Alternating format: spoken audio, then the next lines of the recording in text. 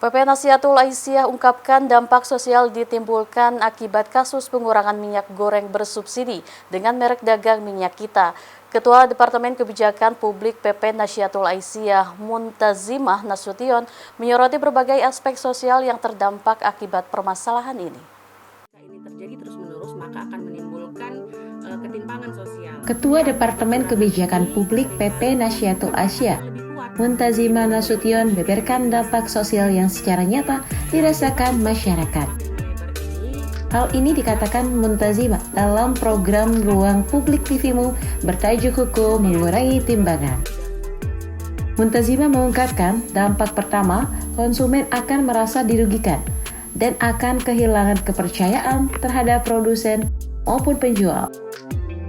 Selain itu, Muntazimah juga menggarisbawahi bahwa masyarakat akan menjadi lebih skeptis dalam memberi produk. Dampak sosial berikutnya yakni meningkatnya beban ekonomi bagi konsumen. Muntazimah menjelaskan kelompok masyarakat menengah ke bawah akan merasakan dampak yang lebih besar karena mereka sangat bergantung pada minyak goreng bersubsidi ini. Selain itu, kata Muntazimah, jika praktek ini terus berlanjut, ia menilai ketimpangan sosial akan semakin melebar. Muntazimah juga memperingatkan bahwa jika kasus ini dibiarkan tanpa tindakan tegas, maka praktik serupa berpotensi menyebar ke sektor lain seperti beras, gula, dan bahan bakar. Karena itu, pimpinan Pusat Nasihatul Aisyah memberikan solusi kepada pemerintah untuk mencegah kecurangan dalam distribusi dan penjualan minyak kita.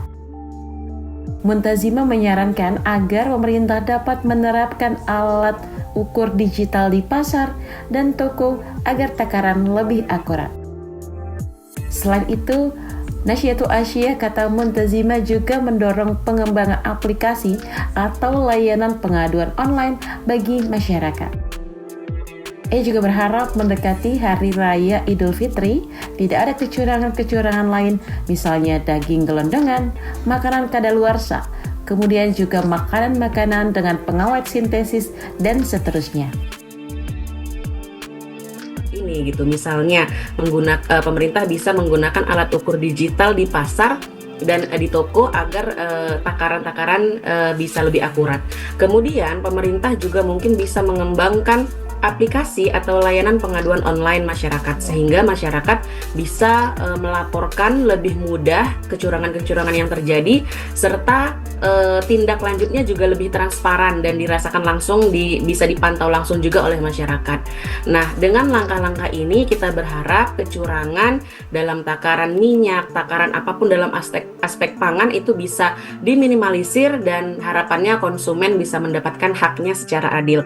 Dan perlu kita ingat bersama bahwa menciptakan rasa aman, rasa nyaman di masyarakat dalam pemenuhan aspek pangan itu adalah tugas pemerintah. Sehingga kita berharap, apalagi ini kita akan mendekati hari raya gitu ya, kita berharap tidak ada kecurangan-kecurangan lain, misalnya daging gelondongan, makanan kadaluarsa, kemudian juga makanan-makanan dengan pengawet sintetis dan seterusnya. Itu kita berharap hal-hal seperti itu, kecurangan-kecurangan seperti itu tidak terjadi di tengah masyarakat kita. Mungkin demikian, Mbak. Uwaisalah yang memberitakan dari Jakarta.